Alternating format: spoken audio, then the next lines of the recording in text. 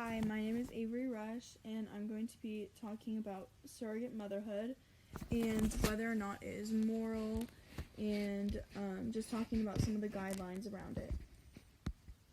So just a quick introduction for people who are not familiar with surrogacy or surrogate motherhood. Surrogate motherhood is a process where a woman gives birth to a child with often legal intent to give the child to a person or couple. And this is typically for financial compensation, which just means that, oftentimes the surrogate mother will be paid. A lot of people will call it, renting a womb, and normally surrogates get paid between, $20,000 to $30,000, which comes out to be about, $30 an hour for her womb. Surrogacy is primarily used by women who have fertility problems or who are anatomically unfit to carry and or birth a child.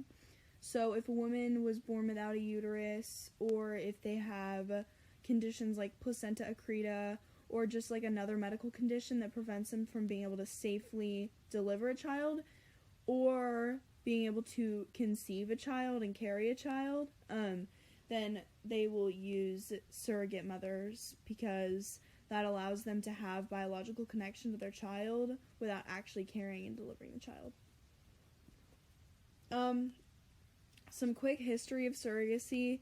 In 1976, a lawyer named Noel Keene negotiated the legalization of traditional surrogacy. So traditional surrogacy is just where a man uses his semen, and then a woman is artificially inseminated, and then she carries a child for another couple. Gestational surrogacy is came about a decade later, and gestational surrogacy is when they use an egg or an ovum from the intended mother, so that the baby that's born through the surrogate mother has biological connection to both intended parents. And then in 1985, baby M, the first baby to come from a successful gestational surrogacy, is born. This was a really, really famous case, and still is. It's one of the most famous cases in the history of surrogacy. And then in 2014, legal contracts became required for surrogacy after surrogate mothers refused to give up their babies. So like baby M, in many other cases, the surrogate mother, once giving birth to the baby, was refusing to give custody to the intended parents. So they decided that they were never mind, I want to keep this baby, and so they were refusing to turn the kid over to the intended parents. So legal contracts are now required for doctors to perform a surrogacy procedure. For a quick anatomy check, to be a surrogate mother, you have to meet certain qualifications. One of these is mental health. So the surrogate must be free of any psychiatric conditions that could put her or the baby at risk. So, for example, conditions that affect you mentally, such as borderline personality disorder or bipolar disorder. If you were to be in a mental state that would cause you to maybe harm yourself or harm your baby, then that would make you not fit to be a surrogate mother. And then your female health also needs to be intact. So you must, this is kind of obvious, but your female organs need to be working properly just to avoid any risk during the pregnancy or delivery, because that's oftentimes what the women who are using surrogacy are avoiding. And then just general anatomy.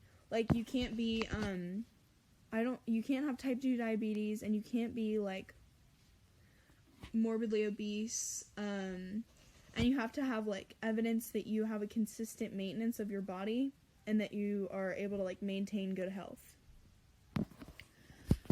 Who is affected? So the woman seeking surrogacy would be the mother who is either unable to birth a child or anatomically unfit to carry or birth a child. The other people who are affected are the surrogate mother. So the surrogate mother is the one that carries the child and is artificially inseminated in order to conceive the child. And most surrogate mothers are women who feel that they are happy to carry a child for somebody else since they are physically capable of doing so.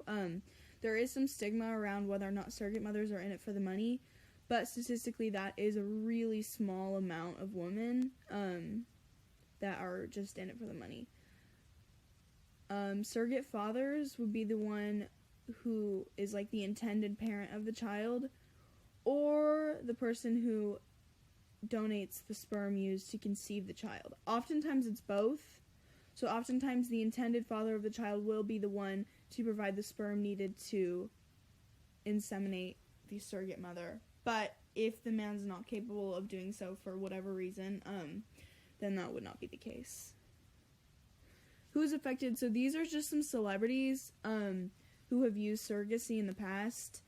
It's not something that's particularly like used by celebrities or is exclusively used by celebrities by any means, but you know, it is expensive, and these are just some people who have been like famously known for using surrogacy. One is Ellen Pompeo. She plays Meredith in Grey's Anatomy.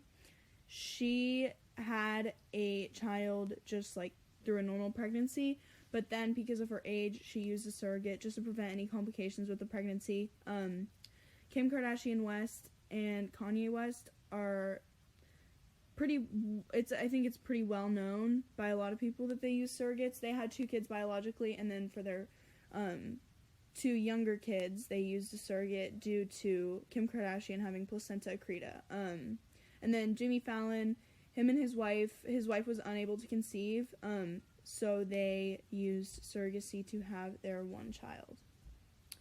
Some problems with surrogacy are the rights of surrogate mothers. A lot of people feel that surrogate mothers should have full control over their medical protections during the pregnancy, which would like include the ability to make all decisions on behalf of herself and the child. So that would mean that if there were for some reason any problems with the pregnancy or any complications, they would have full freedom to make whatever choice they felt most comfortable with, which is kind of a problem because some people also feel that the intended parents should have some say since it is their baby. So that's an issue. And then the commodification of women. A lot of people feel that surrogacy is turning women and their reproduction skills into an item, which disrespects like the blessing of childbirth, and kind of like that natural process is turning into like a marketable thing. And then also the exploitation of low-class women. So some people feel that low-class women will be targeted for the use of their bodies since they do not have very much money and they need more money. So they'll target low-class women and say, hey, like, will you be a surrogate for my wife and I, or for my husband and I, and we'll pay you. But if a woman's not like completely willing and comfortable with the experience, then it's not like suggested that they be a surrogate mother. Some contrasting viewpoints are that surrogate mothers should not be able to seek out custody of their children after transferring custody to the intended parents.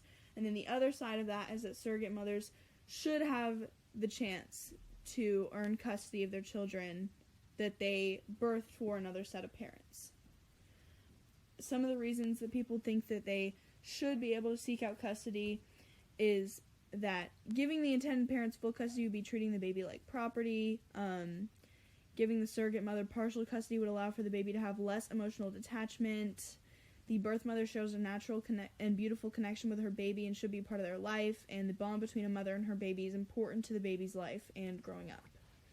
The other side of the argument feels that legal contracts are made to ensure that things remain final after the birth and that they shouldn't be changed. And being a surrogate mother is a legal obligation and choice that you make. Surrogate mothers are well informed of the process and what they are agreeing to before the artificial insemination, so they know what they're getting themselves into before they sign the legal contract. And legal battles for custody can be straining to families who have already gone through the hardships of infertility. So that just means that for a lot of families, trying to have a child has been a really stressful process for them. The people who feel they should not be able to seek out custody think that they've just been through enough already. The Catholic viewpoint is differing, but generally it is opposed by Catholics since it can result in possible termination or the disposal of embryos. So for most Catholics, and in the church as a whole, it is frowned upon. The United States Conference of Catholic Bishops has clarified that their stance on surrogacy and IVF is opposing. The reason being that there is little to no protection or laws that would prevent the disposal of viable embryos, and they are also opposed because it's disrespecting God's gift of children to married couples. They feel that if sexual relations end with pregnancy, and if that's what God intends, that the making of children should not be forced through unnatural procedures. This is a quote from the USCCB that says, "The many techniques now used to overcome infertility have found profound moral implications, and couples should be aware of these before making decisions about their use. Each technique should be assessed to see if it is truly moral, that is, whether or not it promotes human good and human flourishing. All these technologies touch in some way on innocent human life." Surrogacy is a violation of the Catholic social teaching that instructs people to care for God's creation. Caring for God's creation means respecting and protecting all parts of his creation, including the earth, plants, animals, and humans. God's blessing of a child is one that he decides is right for people at certain times, and like abortion, surrogacy wrecks God's plan to bless a couple with a child. The pregnancy is not natural and does not follow God's intention for the miracle of childbirth. It is also a violation of this teaching because couples who are not married or do not fit the Bible's criteria of a godly couple. With surrogacy, anybody can have a child, even those who are not married or people who are of the same sex. More traditional Catholics should approach this teaching by caring for the environment and maybe not choosing surrogacy as a path for themselves. If they're sticking to the idea that surrogacy is not right in God's eyes, they would be best to approach that by not using surrogacy. And then more modern and progressive Catholics should approach this by raising their children in the eyes of God and in a way that promotes his values, even if they choose to use surrogacy. So traditional Catholics who are opposed to surrogacy should maybe not be necessarily involved in other people's decision to use surrogacy, but they would just personally not choose to use it. And then more progressive Catholics would maybe use it if that's something that they felt comfortable with or that they wanted to do, but they would still raise their children in God's eyes and in ways that promote the values of God. I am supportive of surrogacy because I think that it has provided a lot of families with amazing opportunities to have children of their own. There are some negative situations that have come from surrogacy, but I feel that the good largely outweighs the bad. Despite custody battles and medical complications that have occurred, statistics show that most people who have used a surrogate were very satisfied with their experience. There are some people who feel that the emotional connection the surrogate mother has with the baby is vital to the child's life, but I was adopted, and I've never felt less of a connection with my adoptive parent just because they aren't biologically related to me, so that's something I considered. Another reason I believe that surrogate motherhood should be allowed is because for couples who cannot have children through natural birth, surrogacy allows them to have children that share their DNA, which is something that a lot of people value. Not to say that adoption is any less valuable, but some people do want to have children that are biologically related to them. A book that I recommend is a book I found called Everything Conceivable by Liza Mundy, and she tells about the good and the bad of surrogacy. So she talks about ethical consequences, but also amazing situations and miracles that have come from surrogacy, and it kind of just shows all spectrums of the issue and what to consider if you wanted to learn more about it or if you were maybe interested in using it yourself. And then these are my 3 agree or disagree statements.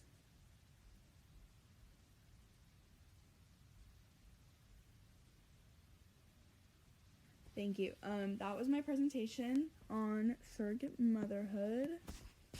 Thank you